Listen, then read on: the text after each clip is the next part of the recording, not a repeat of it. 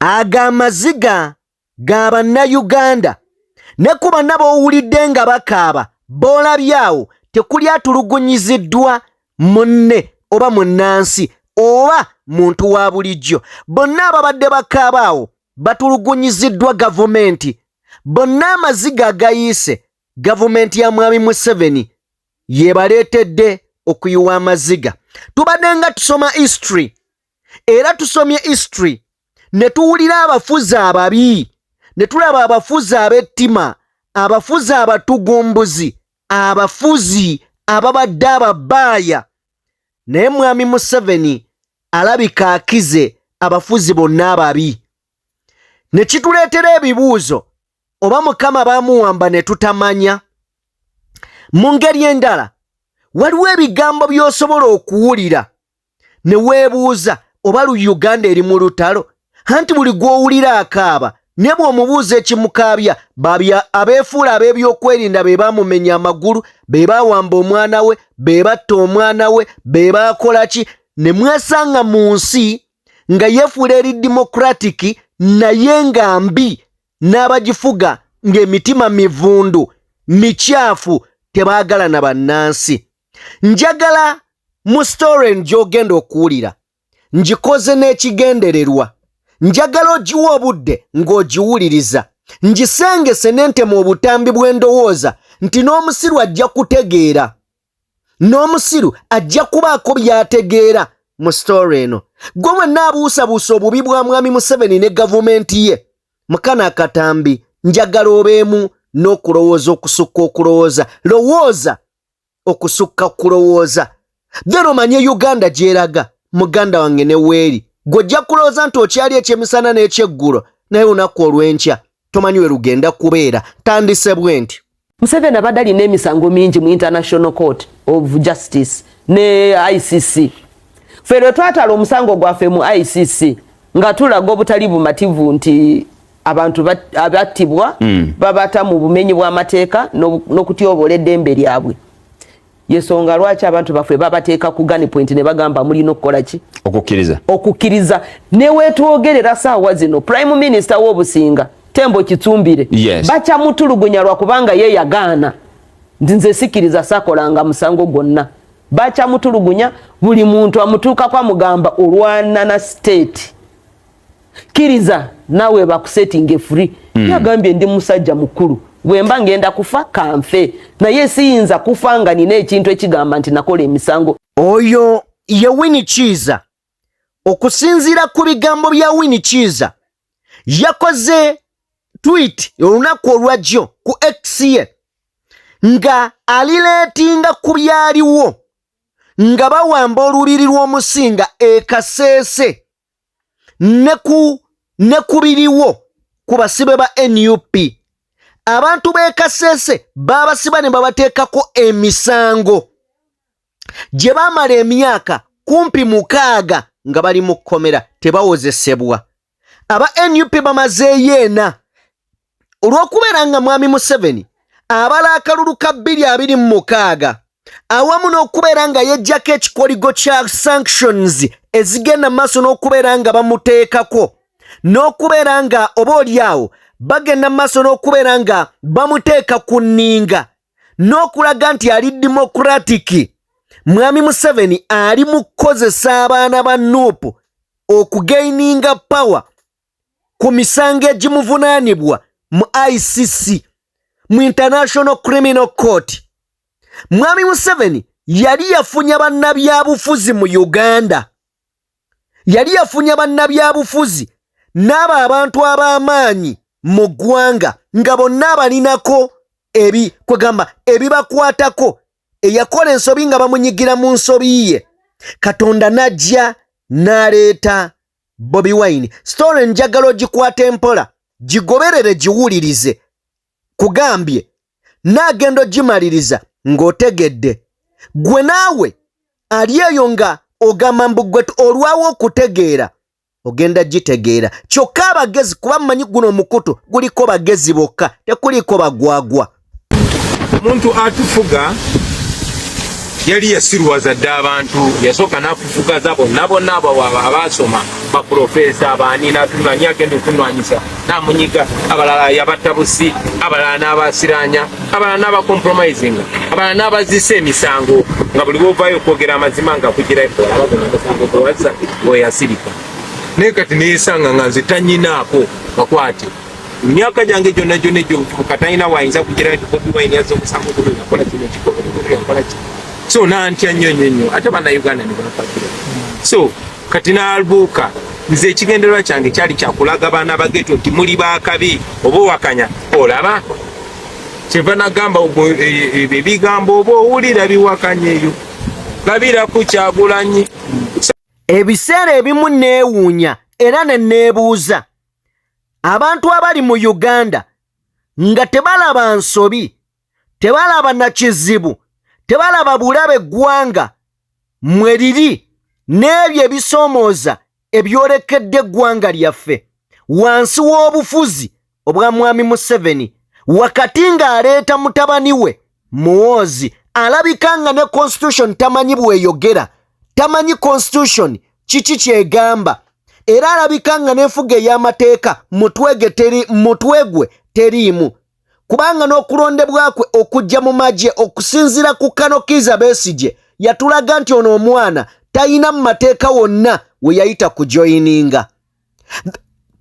Abantu abali mu kufuga ensi eno bantu bannakigwanyizi, abantu ababi, abantu abalyake, abantu abaagala okugisaanyawo obusaanya. Njagala kuwa ekyokulabirako. Ebigambo bino byonna tubitunuulira.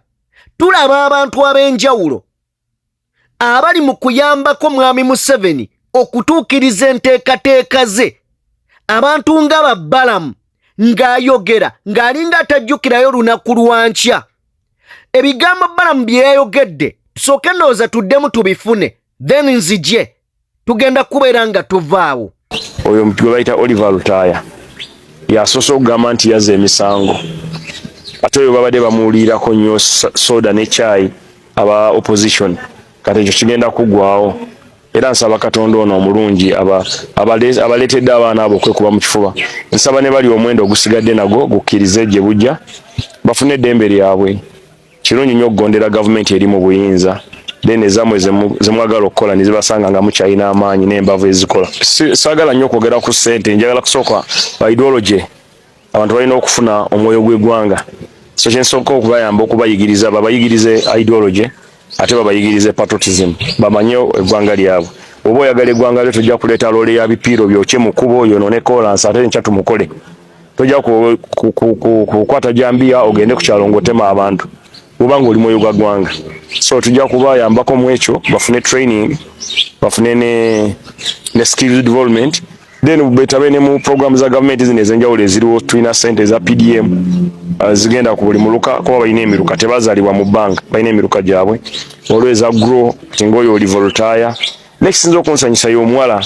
Okusinziira ku mboozi ya Honorable Winnie Kiza gy'abadde atuwa enkya y'olunaku olwaleero gye ngenda obbawako maaso awo, atulaze nti abantu bano ab'e Kasese mu Rwenzururu bakwatibwa era ne basibwa, ng'ensonga ebasibizza baagala gavumenti eyagala, in fact Mwami Museveni ng'ayagala bakkirize nti batujju, kubanga baali bataddeko omusinga nti ayagala kuwamba, ayagala kutula mu Uganda, Kasese ebeera ensi ndala.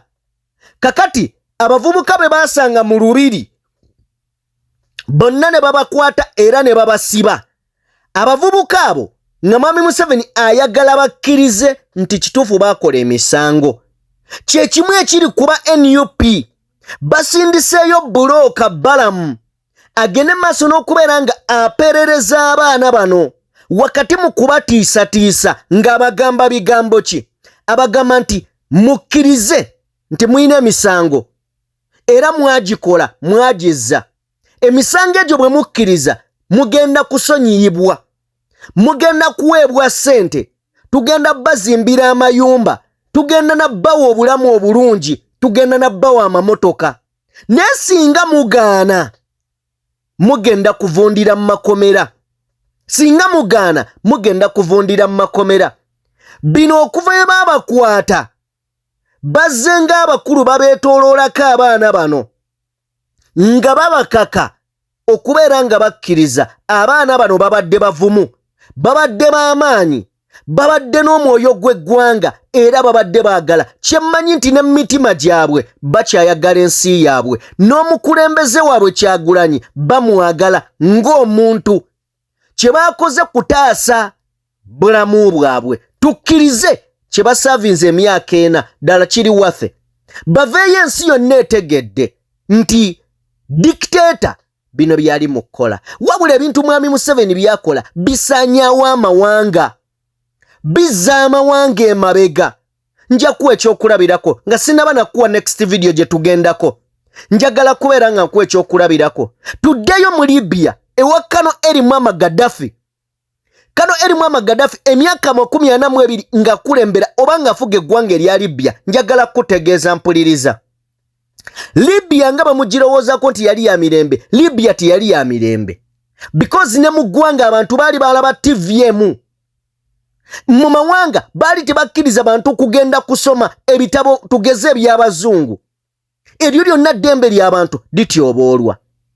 Ng'oli ajja n'akugamba nti Libya omwana wamala okusoma omulimu gubeerawo, bamusasula, ennyumba ebeerawo. Yes, naawe bakusibireko ewammwe ekijja bwemi nga tosala kijja bwemi mu katawuni obe n'emirembe.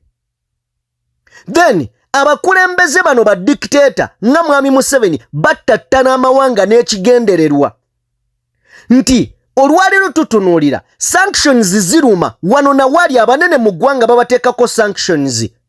Naye ekinaava mu sanctions muwa omwagaanya omuzungu akimanyi nti muyina amafuta mu ggwanga okujja.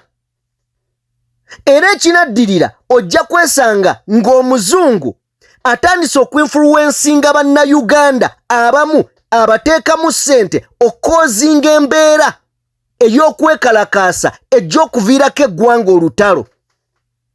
Bwe liviirako eggwanga olutalo ligenda kujja likubwe, eggwanga lijja kkubwa.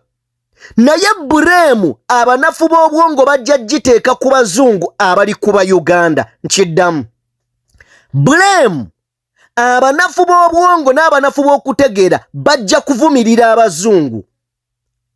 Beerabire nti waliwo abawadde omwagaanya ye mwami Museveni. Kyokka nga bannansi bo bagamba oba balikuba balikube. Lwaki bannansi bannayuganda bagamba eggwanga oba balikuba balikube? Bali frustrated n'essuubi libaweddemu. Balabanga mwami Museveni atasobola na kuvaako. Bwe walijjawo omuntu ayagala obbakwasizaako bannayuganda bajja muwa support. Kati omuzungu ali eri abala agamba balina amafuta. Yes, bwe baba balina amafuta tukoze tutya okuyingira? Tukozese obunafu bw'abafuzi baabwe, tuteeke ssente mu bantu abaavu.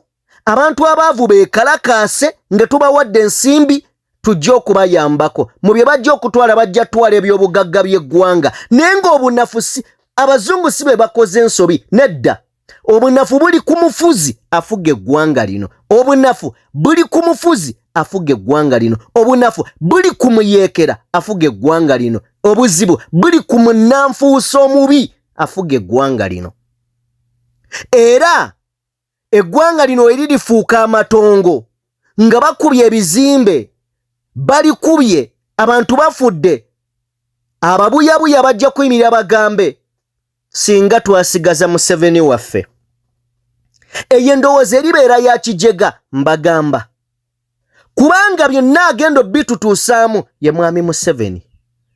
Byonna agenda bitutuusaamu ye mwami Museveni. Ate nga yakikola kagenderere. Kubanga ayagala muneekyangira ne mumujja mu buyinza ku mpaka. Mama nyini mugambe singa twamulekawo. Ekyo akikola kagenderere gwatategeera oyinza obutakitegeera. Oyinza n'okwebuuza kati Sajjime byoyogera biye biki? Byebyo bye bituufu. Bw'oba tobitegedde buuza munno. Mwakatambi omugambe Sajjime yayogedde bw'ati yabadde ategeeza ki? Byogedde na mu Luganda. tujja kutuuka ekiseera ababuyabuya bagambe singa twalekawo Museveni naye nga n'ekyo ekigambo ye yakipulaninga nti ojja kyogera kubanga akuteereddewo embeera eraga nti abazungu be bakubye be balumbye eggwanga gwe ne weerabira emabega nti byonna zaabikola emabega eby'ekisiru. Naawo tutuuse ku levo tutuuse ku ssa nga minisita w'abaana n'abavubuka ayingira mu kkomera mu lunaku olutalina lwa kukyalira basibe olutakkirizibwa mu mateeka olunaku olw'omukaaga Saturday weekend n'alumba omuntu Sami the Mighty Family gwe baasibanga ne banne baavaayo dda mu makomera ne bakwata omusango gwe ne bajja ne bagugatta n'ogwaba Olivia Lutaaya okusobola obbagatta ku fayiro emu. Omusibe n'avaayo n'akugamba nti Balamu yajja n'aŋŋamba bino ye lwaki sibawo akatambi kano katusooke tukafune. Kyantuuseeko gye mbadde era nali nasaba nsigale Balamu yazze ne mugamba mulamuzi wange ye Kayizi n'akwata essimu n'atugamba musirike n'akunya Kayizi n'amugambawo omugana ng'ogamba otya nti ndi bulungi omwana ono okanya Saamu ensonga ze zituuseewo. Omulamuzi n'amuddamu n'amugamba nti omwana oyo anvumaganya nnyo ne ku Twitter okuba obujulizi talina bujulizi bumulumika banne bonna abantu 15 baabata ye yasigadde ku fayiro atya mukkiriza muwe beyiro ko Balamu n'amugamba nedda tomutakati mpaka nga bano abanuuku bavuddeyo. olwagize n'etabukira Balamu n'etabukira Balamu going on the camera, but then he should put down his camera. We have substantiated. You can stand outside there and say. Yeah, let him say, but he's on the camera in court. He's saying. Your worship, I pray that you protect the rights of the. He's making allegations against people who are not here. Yes. If he has those allegations, either why would he make? Maybe Yona will pray that. And how is it? How is what is connected with what? That is what I'm trying to establish. He's making allegations which are outrageous. What if you're saying that CM is no longer in this matter now? Era kimanyi omulamuzi ansindise n'okugireyinga naye nze sirina buzibu balooya bange bwe bali bakwasaganye ensonga ezo okwakuliza Balamu yampadde sigenda kukola. All we can do now is hear this case. You have powers to apply and appeal the bail application order that was given in the High Court. You can take that alternative, but in the meantime, this court will hear this matter. It's the logical conclusion. Much obliged. All this, you have your right if the minister approached you in Uganda, you have a right to choose, say no or yes. Did he force you?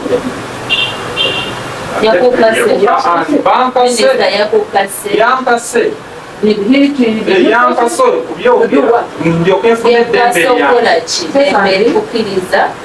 lyange anti okusinziira all those, the ministers, the outside people, they are not court.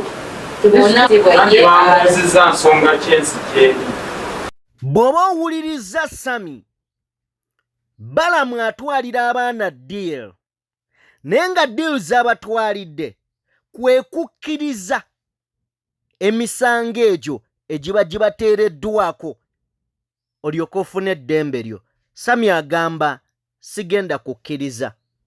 Bwe liba nga ddembe lyange nina ddifuna nga nzikiriza bye muŋŋamba nzikirize nti nakola emisango egitaliiwo sigenda kukkiriziganya n'ekyo. Naawo kino kitegeeza ki? Tuli mu failed state, tuli mu nsi etagoberera mateeka. Nabagamba twali wano omanyi mmwe abantu abamu si mwenna naye abamu mwegeziwaza bagenda ne bakulimba nti gwe gavumenti mbu abantu yeffe gavumenti. Ebyo bigambo by'Abazungu eby'obulimba. Gwe blood ali eyo tolina wobeerera gavumenti tewali. Bakugamba musimanya government is the movement of people kudiru ki?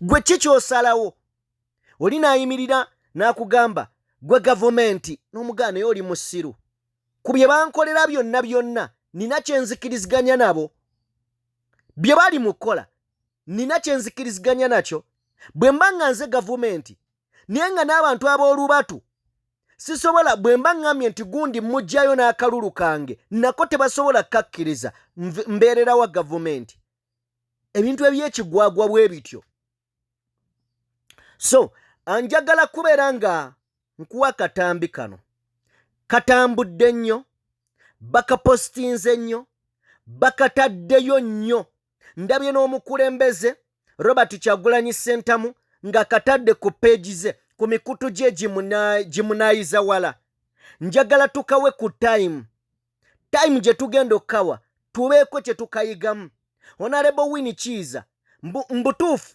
nyinza okugamba abadde at his best ezimu ku shozi yakoze eno agikoze oh my goodness simanya bwe nyinza ginnyonnyola agikoze at his best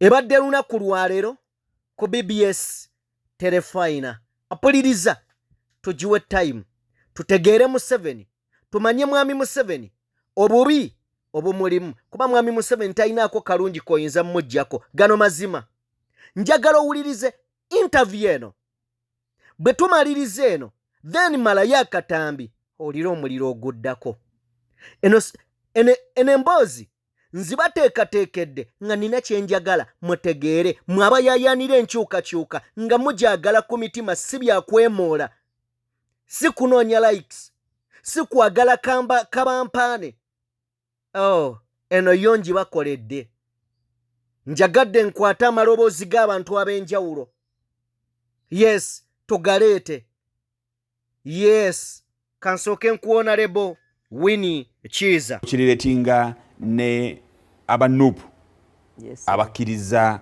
emisango naye nga olaga nti oba oli awo kibi nnyo oyinza okugenzako okutunnyonnyola statement yo ddala eyabadde yatadde ku tweet yo statement gye natadde ku X yange ng'eraga obutali bumativu banaffe ba political prisoners abagenze emmaaso g'omulamuzi ne bakkiriza emisango ate era nga bagamba nti babasonyiwe naye ng'olaba nti bamu ku bo bavuddeyo nga bambadde butishat bwa yero nga tebakyayambala bwa nuupu nga tebaagala kwambala bwa nuupu ebyo byonna bitegeeza ki nabireretinze nabiri ebyali ewaffe abantu babakwata 2016 ne bamala emyaka 7 mu komera nga tebakkirizibwa okugenda mu kooti mu kooti bagendamu nga bakyali mu magistrates court enaku lwezayita ezikkirizibwa mu constitution mu mateeka enaku 18 ne tugenda ow'omulamuzi nga twagala kusaba unconditional bail release kubanga twali tutuuse mu biseera ebyo ebikkirizibwa mu ssemateeka w'eggwanga nti omuntu bw'aba ali mu kooti ennaku ne zituuka 18 nga tewali awooza naye aba avaayo n'agenda ku olwo olunaku lwe twatuukayo twasanga nti kooti yatula kiro ne bagamba babakomitinze mu high court kati kuva ku olwo olunaku emyaka 6 yayitawo abantu abali 200 mu musobyo 12 bali bafa nga bafiira mu komera emyaka 6 jaggwa nga tewali kooti gye bagendamu gavumenti nga bweraga buli lunaku nti eyina files namba nti tujja zeetika ku maloole eziraga ki obujulizi eziraga obujulizi abantu ne bagamba tuliredde ekyasooka batugamba nti abo balooya be mukozesa mubaleke mufuna abalala ffe nga gavumenti tugenda banoonyeza balooya ekyokubiri ne bagamba ne batuukewo omusinga his majesty omusinga obusinga bwa Rwenzururu ne bagamba tukusaba ba politicians bo bagambe bave ku bawini bave ku bigambo bino bwe batasirika tuli gavumenti kyonna kyetusobola okukola tuyinza kikola. Kati gamba aba politicians bakole ki bave ku lugambo bave ku bintu bino ebyo byonna lwe babikola. Of course abantu ne bagamba kati muberenga musirika temwogera bingi mumanyo enjogera ya mwendo woza ye kyaleeta woki obuzibu. Kati lwe twasirika ne batandika kuyita mu bantu mulabye kati aba politicians abo kirabika babaguze tebakyabafaako muli wano mukomera mwe mwafaayo kubali naye kati labayo mwabalwa kalulu tewali abafaako basirise. Sebo njagala kugamba nti twatuuka ne kaseera ng'oyagala bakyalira gavumenti ng'egaana. Omusinga n'abeerawo under house arrest ng'oyagala omukyalira nga tebakukiriza. Kyatuuka kaseera n'abamadiini abali baagala kugenda kusaba naye nga tebabakiriza omulaba.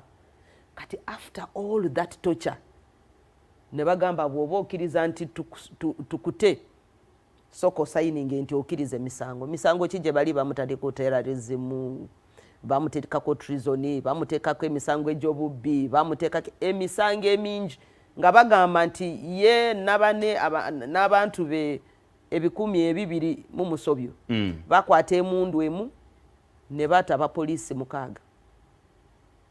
Abantu 100 ebyo 200 ne bakwata emundu emu bakwata emundu emu kubanga bagamba gavumenti yali egamba nti mu bujulizi bwerina eyina emundu ejato omupoliisi ku Weybridge Kasese era emundu nga yemu yeyato omupoliisi mu police station ey'Ekidoodo naye abantu 200 be bakozesa emundu eyemu bakozesa emundu emu okuuta oli omupoliisi. Sebona abantu 200 nga bava bundi bujo bava Atoro bava Ntoroko bava Kasese baba Bunyangabo. Naye mu lunaku olumu abantu abo 200 balumba police station ne bakuba obubi bwe babalangira nti babba omufaliso babba na fayiro eya Health Center eya Rukooki n'omusinga nga abba omufaliso nga abye efayiro mu ddwaliro lya Rukooki. Ebyo bye byali bimu ku byo bye bali babalangira ebyabatwaza mu ki Narufenya ne walanga boyogede. Narufenya ne walanga nga bwe tubyogera. Naye mu byonna kiki ekyasinga otuluma n'otunyiza nti abantu tokyakiriza n'abantu baabo balaba. Omusinga omusiba emyaka 6 ali mu makage tokkiriza abantu abamulaba tokkiriza n'aboluganda okumukyalira abamukyalira nga gavumenti yesalamu ani agenda amukyalira byayogera naye nga tobimanyi bonna bali kumugamba malaga kirize emisango bakute kirize emisango bakute botakirize emisango tebagenda kukola ki tebagenda kuta banno bali eyo bali ebweru aba politicians boyimiriddeko tebakufuggenako kumbe babasirisa nga batugamba mu biveeko tebakyakulinako sebo bateekawo embeera ne bano aba NUP okutuuka okukkiriza kisobokera ddala okuba nga yembeera yemu embeera dikiteeta kozesa gundi nga yemu peji yemu yasomako naye kinuuma nnyo okulaba nti ebintu ng'ebyo bwe birabika abantu abasinga obungi batera nnyo okubleminga aba victims oyinza kusanga kati ba victims bw'oba otunula ebifaananyi ebyavuddeyo abantu abangi batunula ku ba victims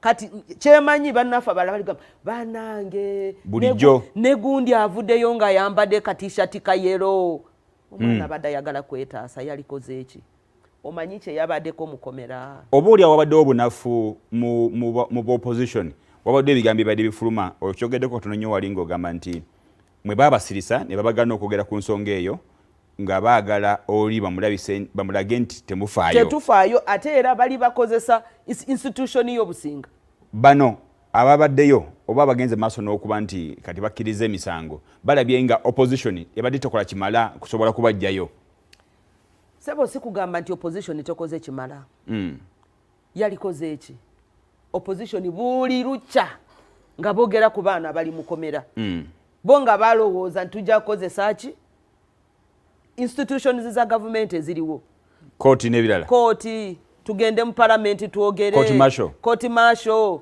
tutwale balooya bapulida bagende bawolereza abantu baffe kiki kye tutakoze buli muntu yenna akwatibwako ku bino ebiri mu ggwanga lyaffe abadde asituka ng'ayogera ffenna si banupu bokka nga buli avaayo agamba political prisoners mubate kubanga ye Museveni bw'omulaba buli muntu yenna agamba nti Museveni ave ku ntebe sebo akukwatira mu gundi emu kategori emu n'abarebu Winnie Kiza nobeera n'abayekera Winnie Kiza nobeera muyekera tobeera political opponent obeera muyekera emundu ejakozesa ku barebu jaba kukozesaako so nekirala ndowooza ayagala kunafuya nani opposition ayagala kunafuya opposition kati bali yebwa abakwata sebo akwata abaana nakwata ne balidazi baabwe mu 2 days abalidazi baba bavuddeyo kati nga bagamba temulaba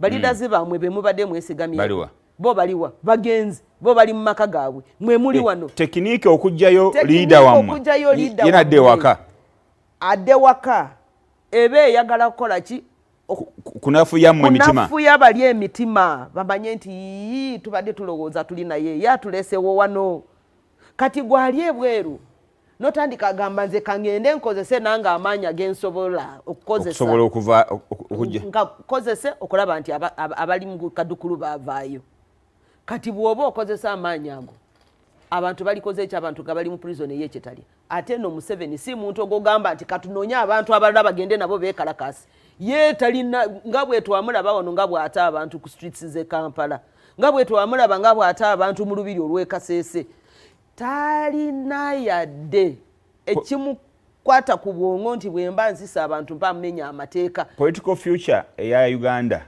eyimiridde etya nga embeera bweti judicial system egenda kulaga nti bapleadinze guilty nabwe kityo ne wakubawo enteekateeka ekolebwa usually omuntu bwapleadinga guilty aservinga punishment abapleadinze guilty ate babatadde babalirizinze eyo ye system yesonga lwaki biri nabereretinga nebye Kasese sebo mu lutalo olwali e Kasese aba pleadinga guilty ne baja ewa president Yoweri Kaguta Museveni ne bamugamba fetwa organizinga fetwa litu traininga ate era fetwa guidinga okuta abantu then serve the punishment mukubakwa ekifo ky'okukwata abo abali bagenze ewuwe okumugamba nti fetwa akola kino abo yabawa sente abagaana nabawa n'amamotoka nabawa manyumba abalala n'abapangisiza mu mahoteli nagamba mugende mubeere wali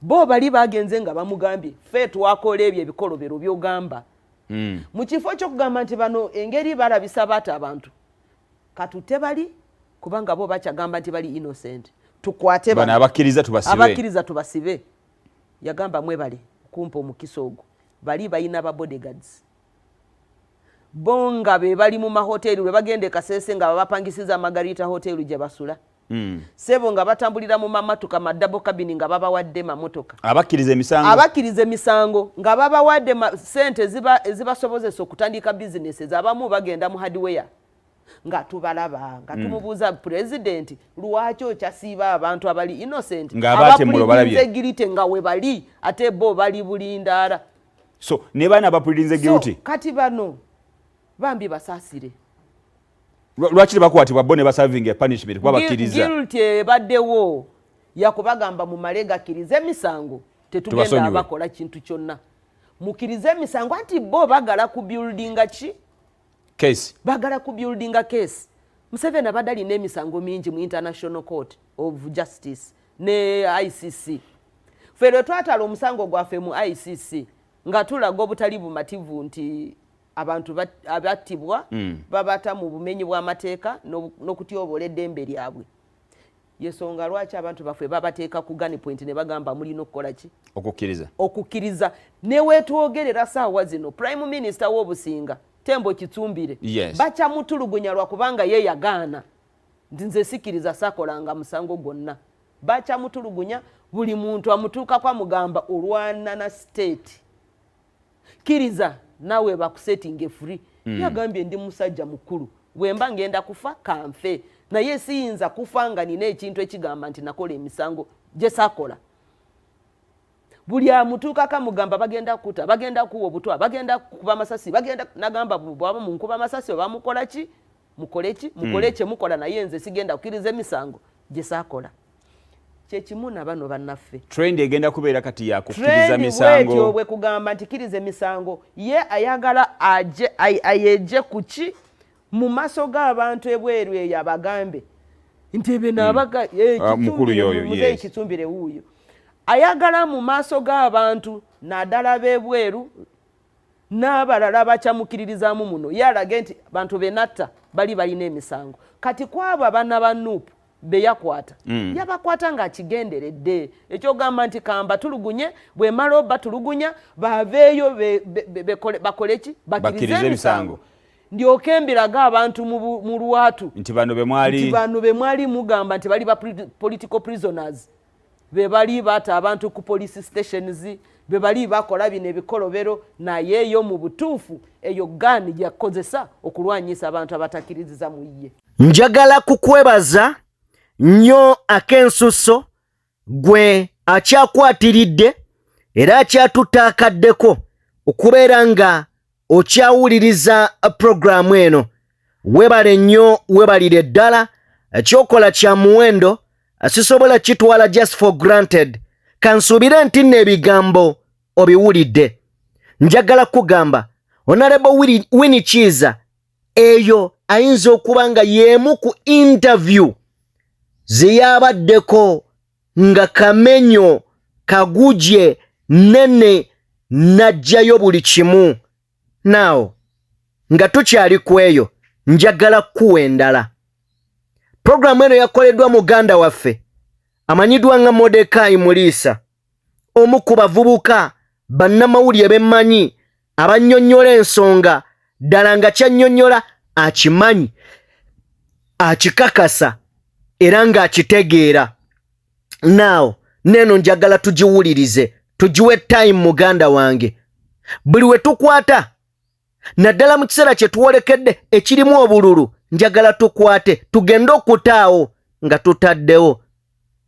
Oyo atawulidde oli waddembo musheyalingira, oli waddembo girecommendingira omuntu n'awuliriza n'agoberera. Bw'oba ng'oli Uganda ng'olaba TV oba ng'owuliriza radio naye okusingira ddala TV, oyinza okulowooza nti oli mu lutalo mu Afghanistan oba Somalia oba wantu wonna wali olutalo. Bw'obanga toli mugumu oyinza okwagala okukwata ku matuugo ng'olaba buli kaseera buli abantu bakaaba. Buli kaseera olaba story ey'abantu abakaaba. Abantu abo nga bakaaba so olw'okuba nti abantu bannaabwe babakoze ebikyamu, naye olw'okuba ebitongole ebikuuma ddembe bye bibatuusiza mu mbeera ekaaba, bye bibaggyeko eddembe lyabwe, oyinza okukwata ku matu nga tokkiriza nti kino kigenda mu maaso. You're watching Mordecai Marissa Live. Ogamba otya okansubire nti oli bulungi, nze Mordecai Marissa. Mwena mbebaza abeegasse ku mikutu gyange gimunayiza wala social media platforms okubeera nga mugoberera. Subscription ku YouTube ekulira ku speed ya kika kya waggulu. I do really appreciate, and the rest of you folks who have shared my content across different platforms with groups and in videos, I do really appreciate. I always want to remind you that it's very important to share this content, more especially if you find it worth sharing. It is one way of amplifying the voices of struggle. Not only that, but to open the eyes of folks who could be sleeping, who could be enjoying the slumber. I think at one time I'll come and tell a story of Rip Van Winkle. Musajja yeebaka through a revolution. Yagenda ozuukwanga obudde buyiseewo. So twagala abantu beebakire mu revolution. Well, so take a call, subscription to YouTube channel. Webale nnyo, webalire ddala. You know, let me try to set the stage here. When I decided to pursue a journalism career, I wanted to be in a place where history is made. I want to be a voice, to report truth, to be able to present, and I did to a certain extent. But like I always tell people, that at one time when I read the book by Noam Chomsky and nembi kukamaso nga nina interest z'omuntu ze ndi mu kuweereza si zange. nga n'abantu abamu bampita oli munnabyabufuzi oba oli munnamawulire ngamba kati amawulire kangaleke njogere bye njagala okwogera oba bampita munnabyabufuzi tekiina buzibu. Naye neebaza nti bannamawulire Uganda abamu bakyagenda mu maaso n'okukola emirimu. NTV erina stories zeekola ze ngenda okwogerako. Abantu abakaabe Uganda. Tutandike ne story ya Sulaiman Mugume, omwana w'emyaka 18 yattibwa. Naye nga yattibwa atya? Era ki ekikoleddwa? Katandike ne story eyo. Seated in front of his mud house, this 49-year-old Sulaiman Mugume, a resident of Nyabwina village in Rengaju sub-county Kabarole district, cannot hold back his tears as he thinks about how his 18-year-old died. Mugume recounts that on the 20th of April 2024, the district speaker Timothy Ruhweza organized a Thanksgiving party at his residence in the same village, which was attended by, among others, his deputy Stella Kobgabe, said to have lost her property that day. The deputy speaker lost 2 phones. One of the youth who was present was apprehended for the theft. A boy who attended the party stole those phones, but was seen by some other people who were around. He picked the wallet and left. After about 10 minutes, he returned, and the deputy speaker was still searching for her lost property. He was spotted by the other teenagers who were present. When he returned, he was apprehended and beaten up by the security officers before he was taken to the police, where he spent some nights. However, Mugume adds that while in police custody, the suspect changed his statement regarding what had happened. And he spent around 2 weeks in custody. He then changed the statement, now claiming that he had given the phone to his friend, Mugisa Stephen. Mugisa did not attend that party, and the boy who stole did not leave until he was arrested. The mother of the late Mugisa, who stays a few meters away, also gave her account of what happened. It was on 28th when they made a party, but he didn't even go there. I was with him here at home. She says the police arrested and incarcerated her for some days, asking her to produce Mugisa. But when they came, they arrested me instead.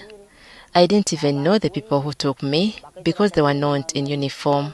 They were wearing plain clothes. They kept me in police cells for 5 days without even writing any statement. Police continued their hunt for Mugisa until he was recovered from his aunt's residence in Chinyankende village on the 12th of June. The aunt called and told me some people had arrested my son. When they asked where he was being taken, they said he had murdered someone. Mugume was restless about this and decided to visit his son in the police cells where he was being held to find out what was afoot, waiting for him to be produced before court. I went to Busoro police and I saw him. When I asked him about the stolen phones, he said he had no idea. The next day, Sharon Kangume, Mugisa's sister, went to the police to check on her brother. I asked them, we have come to visit Mugisa Stephen. I have brought for him food. They told me that Mugisa Stephen was taken, maybe for some investigations. Not long after this, he received a call about the death of his son. Received a call and my wife told me our son had died. I didn't believe it. He was told to visit the morgue to identify his son's body. Upon examination of his son's body, he could not believe what he saw. All his nails had been removed. His elbows had been shattered. His knees and ankles were also broken. His head was also hit hard and had a big wound which had been sewed. When we turned him facing up, blood oozed out of his private parts. And the private parts were like as if they had tied them and they were big in size. We want the IGP and the crime investigation to come in Kabarole to come this side of Rwengaju to make an investigation. Imagine that. Imagine. Ekimutuusisa ku bino mbu waliwo essimu eya deputy speaker gwe bayitako Bugabe. Simu zaabula. Ne ba-implicating abantu ne babakwata. Naye laba bye bakoze omuntu. Bamuggyemu enjala. Bamukubye elbow zino.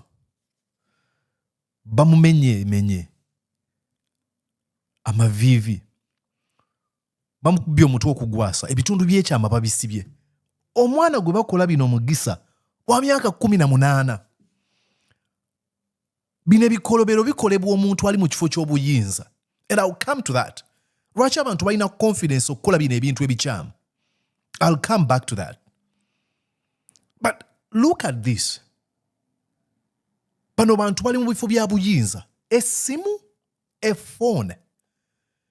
Sifuddeyo bayabukadde 9 oba 2 oba 5. Essimu nekutisa omwana w'omuntu. Olw'okuba oli speaker. Oh my God. Tugende ku story endala. Maziga Merere. Eno yabadde Lungujja. Lubaga Division. Omuvubuka wa Senior 5. Derek Sejjibwa. Jibadde Miranga na Biwoobe Lungujja Zone 8 mu Gombola y'e Lubaga, omulambo gwa Derek Sejjibwa bwe guleeteddwa mu maka g'abazadde be. Sejjibwa ng'abadde muyizi mu siniya ey'okutaano ku ssomero lya Continental Whiteland College e Lungujja yakubiddwa amasasi agaamutiddewo olunaku lw'eggulo ku poliisi y'e Nateete. Abaana babadde wali ku pool ku community nga bazannya ne babayoola ne banne ne babateeka mu mmotoka ene yakazibwako drone. Ono okutwalibwa ku poliisi gy'afiiridde yabadde akwatiddwa poliisi mu bikwekweto bye yakoze mu kitundu ky'e Lungujja okufuuza abamenyi b'amateeka. Drone yabadde tennayimirira, emmundu ne zifuluma nga 10. Omusajja yabuuse pool eri esooka paka wano awabadde Derek. Ne bakwata Derek ne batandika omukuba emmundu, okumukuba ebigalo, okumufumita emmundu ene fulumira essasi. Maama wa Sejjibwa Gertrude Namatovu yadduse Zambo okutuuka ku poliisi ng'ategedde ku by'okukwatibwa kwa mutabani we gye baamutegeereza nti fayiro ya mutabani we yaggaddwa. Apoliisi yanzeemu ekigambo 1 2 3 4 5. Twagaddewo dda fayiro genda ojja kudda enkya. Nenjija wenakumye wani nga sijja genda waka. Angende negate ne bazadde bana kwa abaana babadde 3. Twabe ekigenda mu maaso. Nadi nakatuuka wenti. Munvumuko mba mutadde. Ne mugamba sebo nze mama wa Derek ki ekigenda mu maaso nti Derek bamukubye amasasi afiiriddewo. Poliisi etubuulidde nti Sejjibwa okukubwa amasasi yabadde agezaako okutoloka ku kabangali ya poliisi kwe yabadde aleeteddwa ne banne bwe baakwatiddwa. Motoka olwabadde okupaakinga ku poliisi bamuggyemu ne munne Mark ye agambibwa okuba nti nno yayagadde okuteekako kakokola tondeka nnyuma.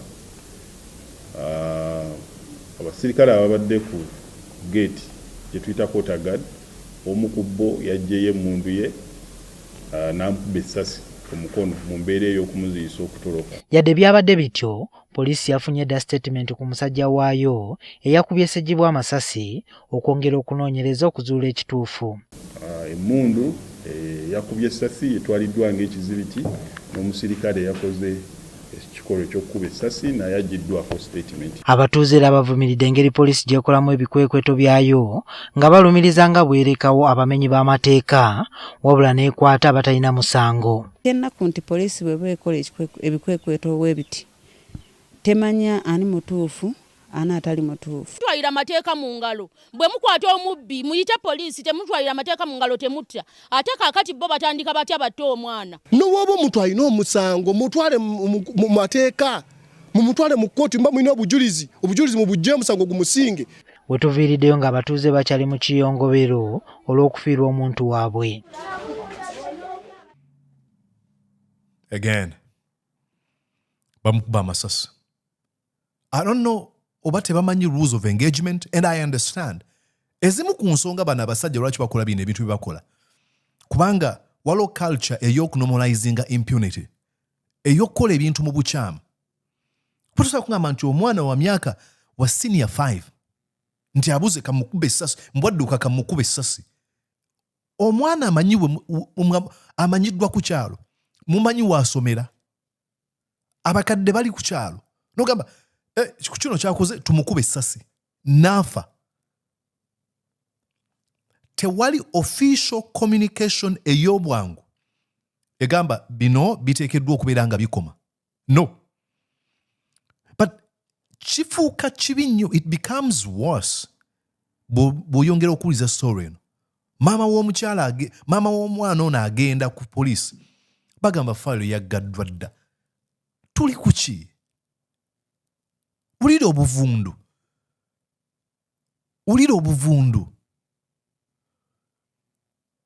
Fayiro yaggaddwa etya.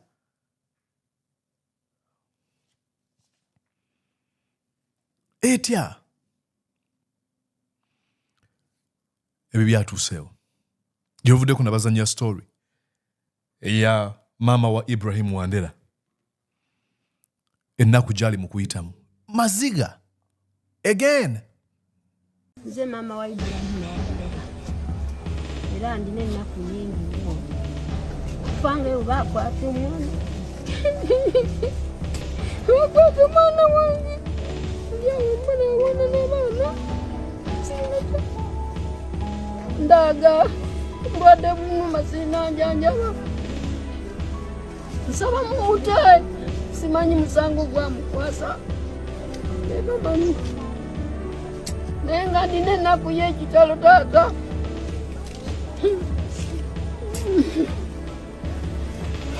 Sorry, ma. Ipula taata. Omwana wange mama.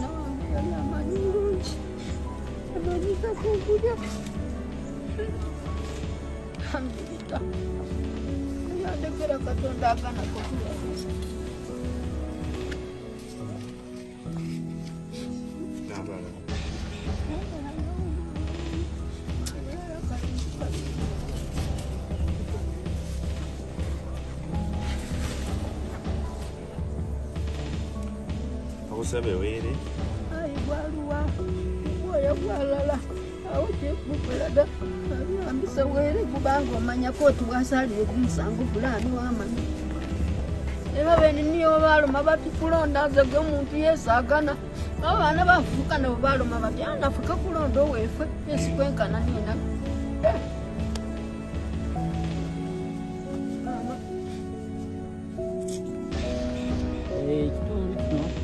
batwalako abasibe baali basatu nga muli muto waffe Ibula naye Asibati Nagwere emisako naye embeera y'abakadde bananyini kuzaala baana abo naffe baganda baabwe ennaku yamaanyi era bamaama abo buli lwebagamba nti babaleeta mu kooti nga tusuubira nti bagenda bakubayimirira tugenda okuwulira nti babazizaayo naye nga tebalina musango kubanga oyo Ibula yali muvuzi wa suspension ono Asibatu yali musajja akuba mayinja n'ensonga gye babakwatirako nga ddala ku kyalo kuno tebeerangako wayadi na lumu naye baba bateekamu okubawaayiriza kale ezo ensonga ezaaliwo ezataasa.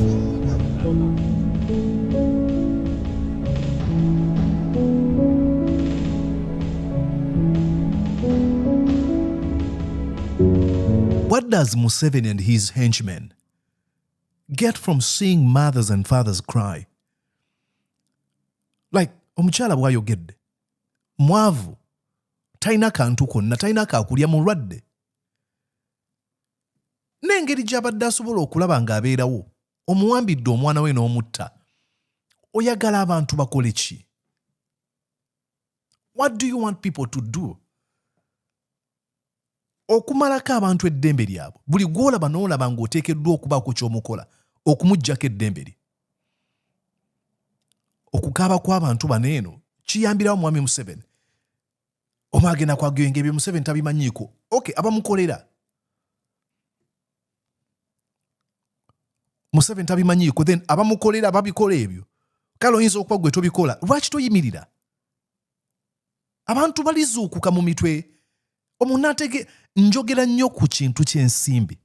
Abantu baffe simanyi abanaazuuka bategeere nti ensimbi si y'entandikwa era enkomerero. Ebifo eby'obuyinza si y'entandikwa era enkomerero. I cannot imagine ennamba y'abantu eri mu Uganda eri mu bifo by'obuyinza because they compromise their values and principles in pursuit of money and positions. It is wrong. It is wrong. As if that is not enough. Tubali twakalaba story. And you can make an argument. Bagamba your story is ntuufu. That is not my argument. So jengeno bazanjira. Y'omukyala ng'anyumya. Omwami we kye yakola muwala we. Oyinza okwagiwinga, but I'm going to tell you the gist of this story. Say ekyo nno. Of course, ekyakoleddwa kibi, it is extremely evil. But there's a very important element eri mu eno story ng'eri mu stories endala zenkuzannyidde. Awanga namba ng'amukwatirira n'afuluma n'agenda. Ruth omwana oli yali ku ssomero. N'akwatirawo essimu. Nenkubira tica we ku ssomero. Ne mugamba mpeereza omwana kiri agent muwo wa boda. Abaana bali mudde. Bagendera ku boda bakomerawo ku boda. Ne bamumpeereza. Bwe yatuuka tukyalina Musenge ne mubuuza.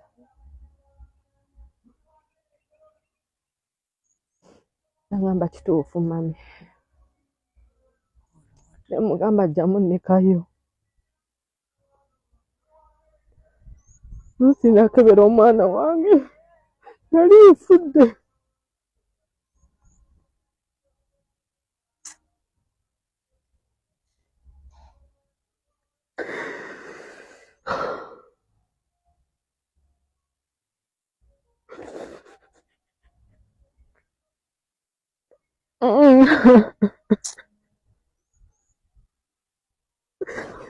Kyekeka ng'oli muzadde kyasobola nakulaba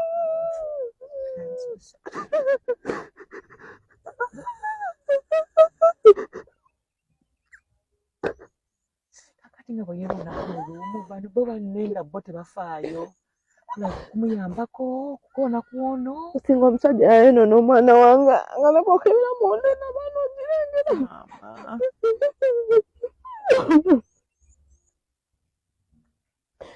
singa bagamba guno omulundi ku Sande ogw'ekiro ogusembayo omwana okwerwanako yagaana omukwata omwana n'alwana Sande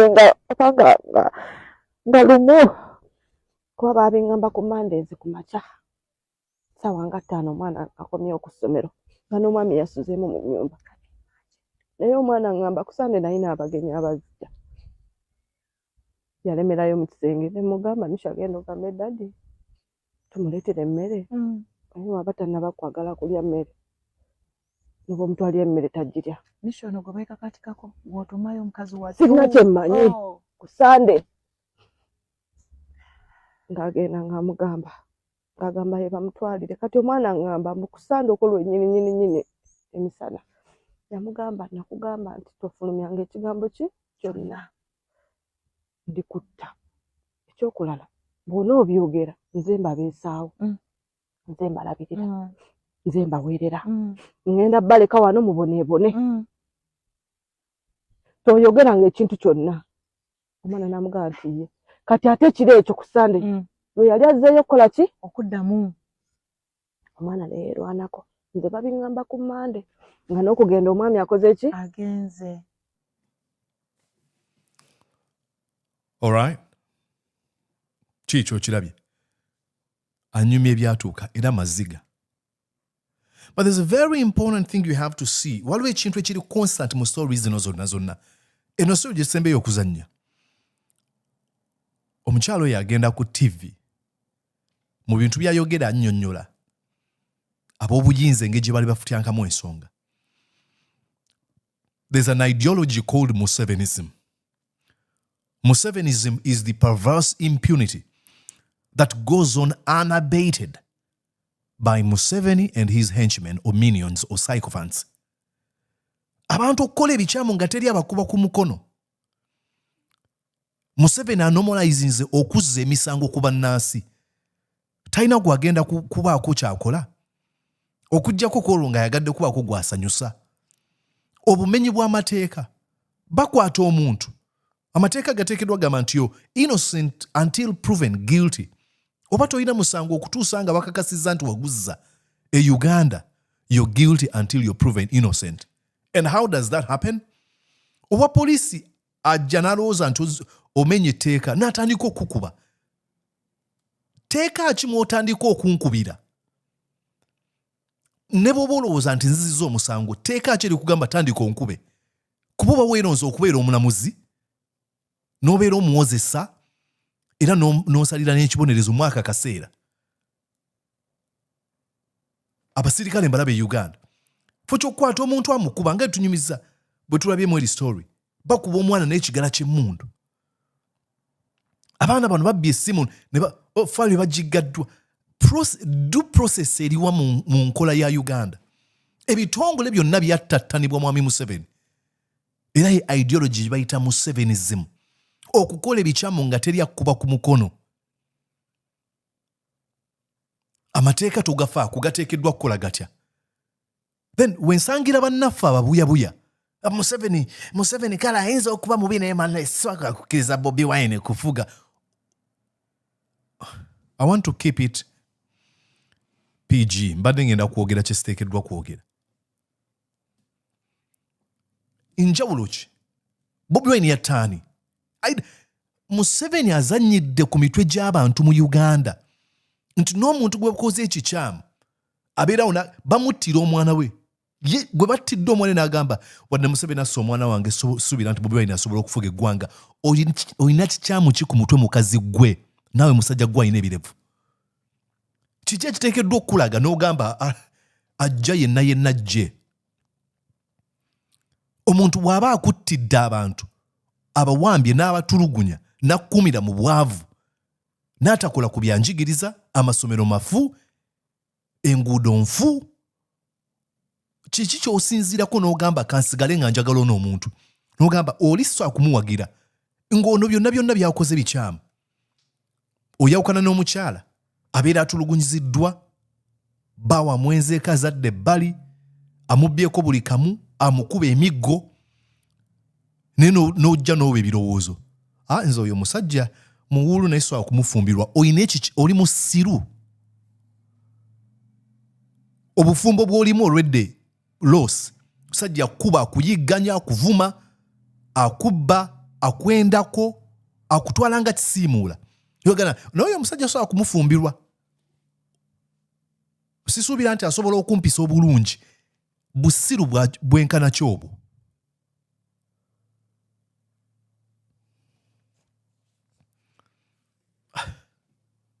Gosh. Chichi.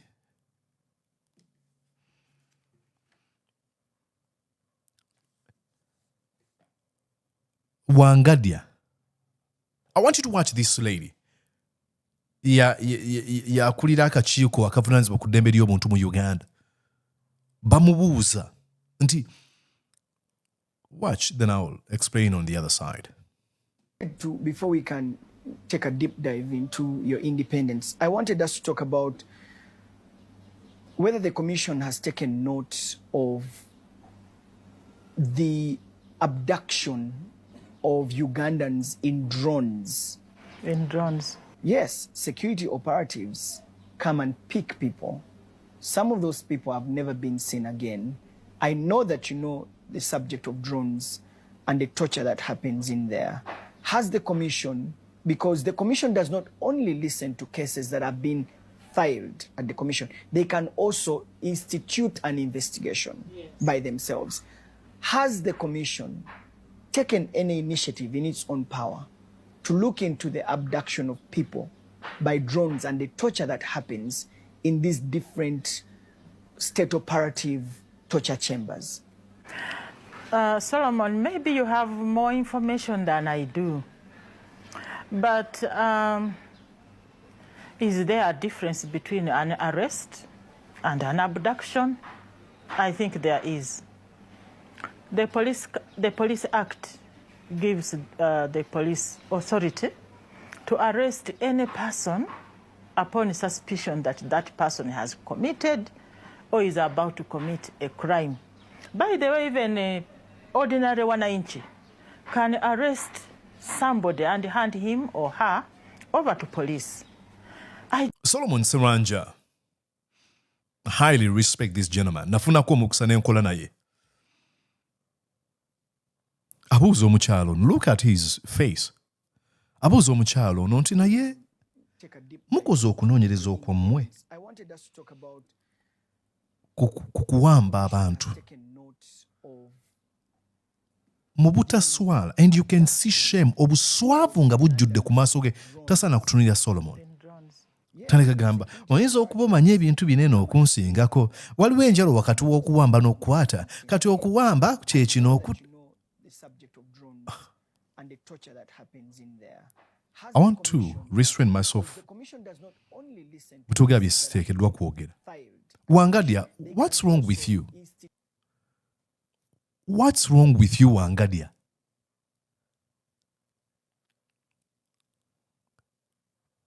Of course, what you're trying to explain, everyone knows. Ani alina okukwata mitendera ki? Ekibuuzo kiri nti otutte initiative okunoonyereza ku kuwamba bannansi nga gwe akulira akakiiko k'eddembe ly'obuntu. But she's drunk to power. She's extremely into herself that she doesn't even listen. Like, yazze already yalina by'ayagala okugamba Solomon. Tagenda kufaayo ku kiki mubuuziddwa. Detached from reality and gives unhinged responses. Wangadia, what's wrong with you? Wangadia, let me show you this clip. Obwo buwangwa bw'abantu bwattibwa Pol Pot, yali president we Cambodia. Abantu bangi abattibwa nakyemalira oyo. You can see it is not any different. Ne Museveni kyakola eruweero yatta abantu emitwalo egisukka mu 50 egy'abantu baafa e Uganda. So it is not any different. It's only that Pol Pot is highlighted more. Maybe ayinza okubanga yo Kutta yasingako ku mwami Museveni. Naye, watch him. Watch that. Yamaliriza atya.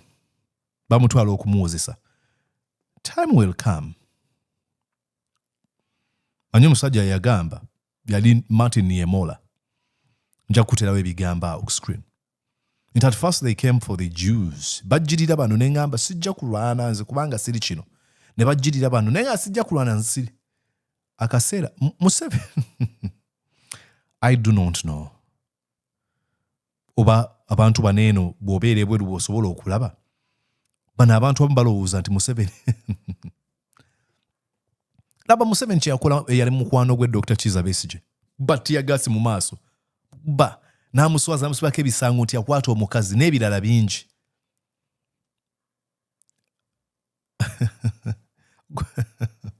Gw'olowooza mbu Museveni akwagala nnyo. Carry water for him.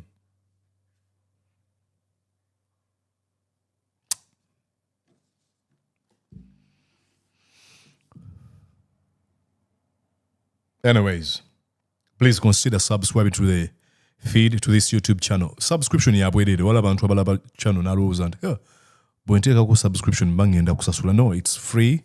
And when you subscribe, please make sure you hit that notification bell. Kona mukadaako. Kakuyamba okubeera ng'omanya ntaddeyo emboozi zino bw'oba osangamu omulamwa. Ate kisinga okubeera ekikulu tanyo bagamba nti bw'osanga omulamwa mu zino emboozi kopa link ogiteeke mu group zonna z'olimu n'abantu sekino omugambe wala ebirowoozo bino kikyo birowoozaako. Ate tova ku channel nga tutaddeeko ndowooza. Lwaki tolaikinze video. Buli w'olaikinga algorithms YouTube zigamba abantu nti abantu bajje balabe channel eno. So bobisangamu mulama subira nti oyagala kubiraba wekka. So likinga teekako comment. Buli ajo osinziira na biki byolowooza ku bino byonna.